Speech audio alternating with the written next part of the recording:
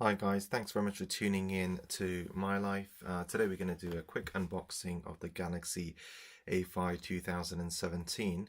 Not going to waste your time with reading out the specs. They will be available in the description, and there are plenty of websites out there that provide you with the specifications. This isn't technically a virgin unboxing because, as you can see, I've cut open the seal there because I was just making sure that yesterday all the contents were there and the phone was turning on perfectly. I don't want to do an unboxing of a phone that doesn't work. So yeah, I just did that cleanly yesterday. As you can see, once I open it, it's all still in the original screen protectors and what have you. So this is what you get within it. So once you open, let me just adjust the camera. Okay, so once you open it, there's a nice little tab here which you can use to pull the phone out off the box. To be honest with you, it feels nice, thin, and ergonomic. Feels, I would say, unusually solid. I mean, it does not feel flimsy at all. I mean, it feels really sturdy, and I feel like it would easily pass the bend test. As you can see, I've just covered the IMEI label there.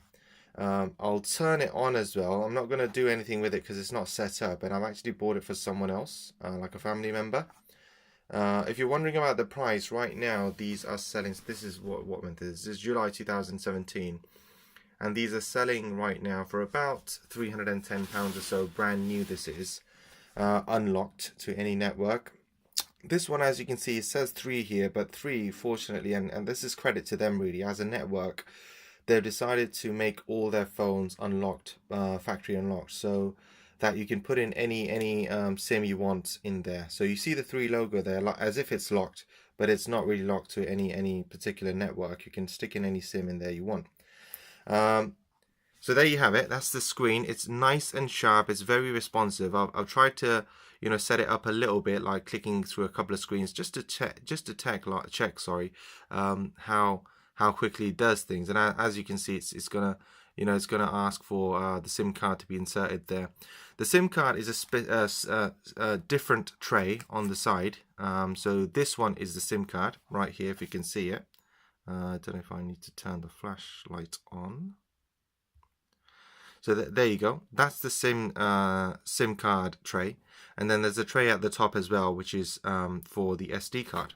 Okay, and again, it's not metal like you have in your, say, OnePlus or your Huawei devices. It is plastic, but it's very solidly built, I would say.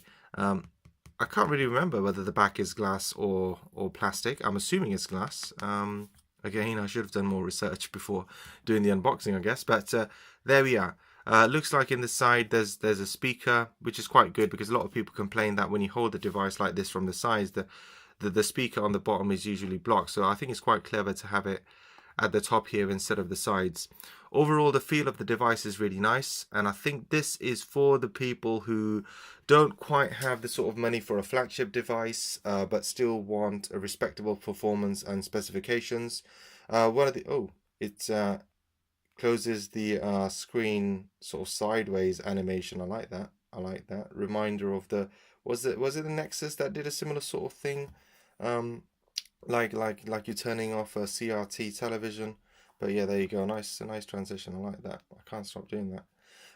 Right, so it has, yeah, so as we're saying there, that it's not for people with a sort of who want a flagship on a budget, but also want a mainstream brand. So someone like me, I tend to buy, like these days, I'd buy something like an Honor 8 or something like that, which I can get for not quite, but a similar price. I can get like a second-hand device, but still in mint condition, for maybe about £250, something along those lines.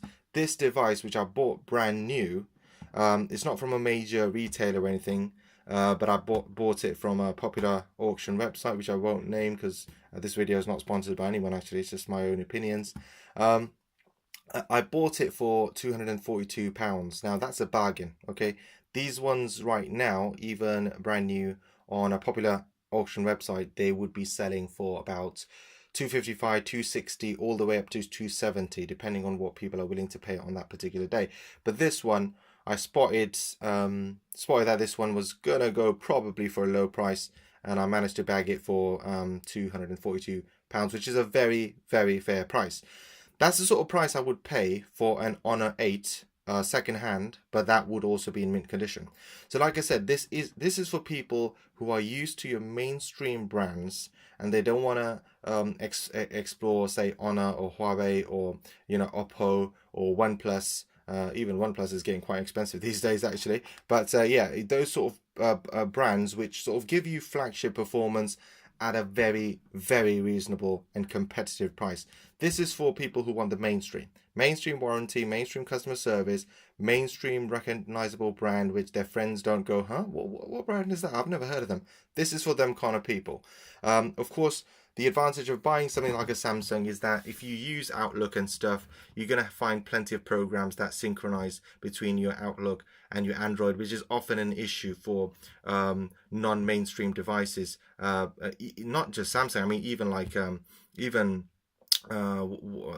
any other, I can't, my brain's gone blank, I can't think of anything else, but HEC, for example, even things like that don't really have a client that works perfectly with Outlook and Android. So a lot of people have that sort of issue.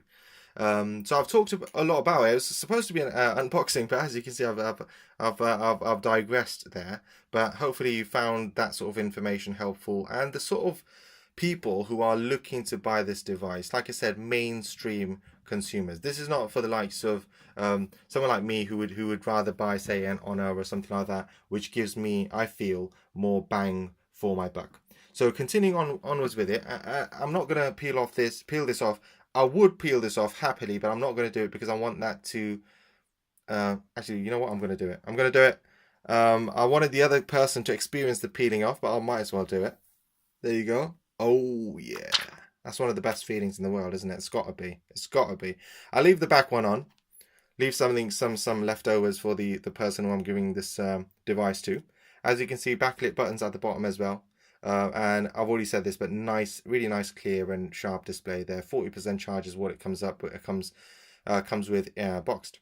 So let's put this aside. Let's continue with the unboxing. Quick start guide, warranty card, and the SIM tool. You can see I've already sort of moved it out because I've already tested the device with another SIM to make sure it's unlocked.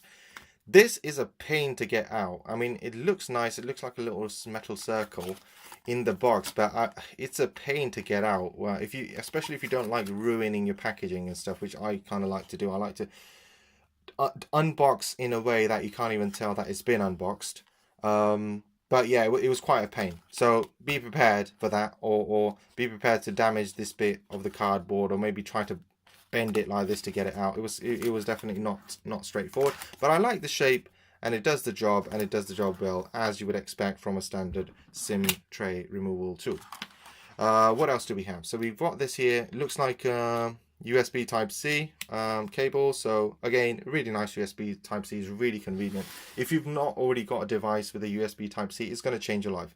It's a first world problem that you can't stick in the micro USB cable the right way around every time, and you're gonna definitely, especially at night and when you're not looking at the device, it's a bit of a pain, and that's going to remove this trouble. USB Type-C has really worked well for me once I've moved on to it. Yeah, really useful. So next we have is this headset, standard headset that you get from the Samsung. That's the model number if you care for that sort of thing. It's white. It seems to be like gold plated, which is nice. It makes it look nice, and I think it's supposed to perform better as well. So put that aside. Also, you'll get sort of different sized in-ear earbuds cups, or whatever the hell these things are called, whatever the heck I should say. And moving on, you've got the fast charger as well. There it is.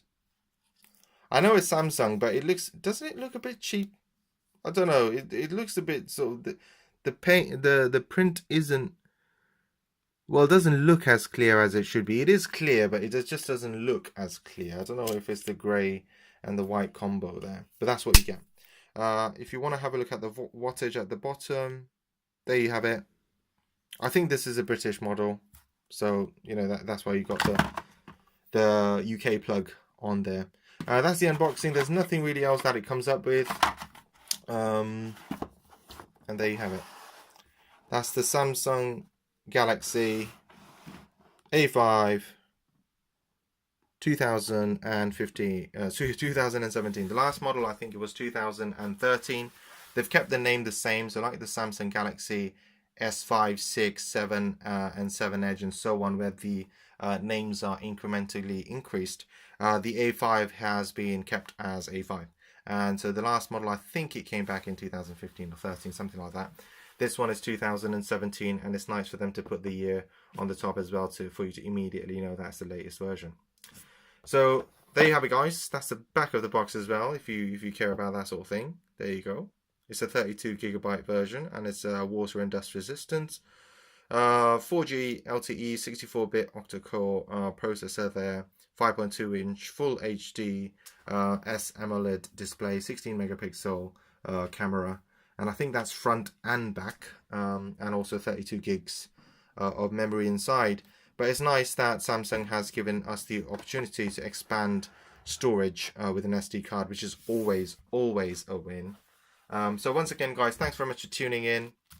I think it's a really good device, and like I said, I've bought it for someone else, not myself, but I've kept their needs and circumstances sort of in mind before advising them to buy this particular device. I expect this to have quite a solid battery as well, which is one of the reasons why they sort of wanted this. They've currently got like an S6, but the battery doesn't last as long, so that's why this one has been opted for.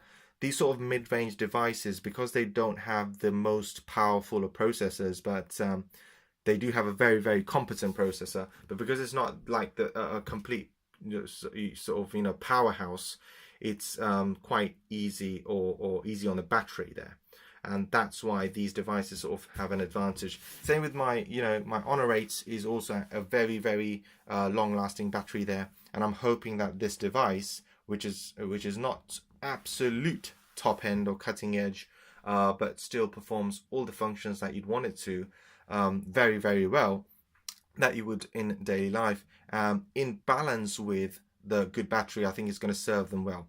So once again, thanks very much for watching.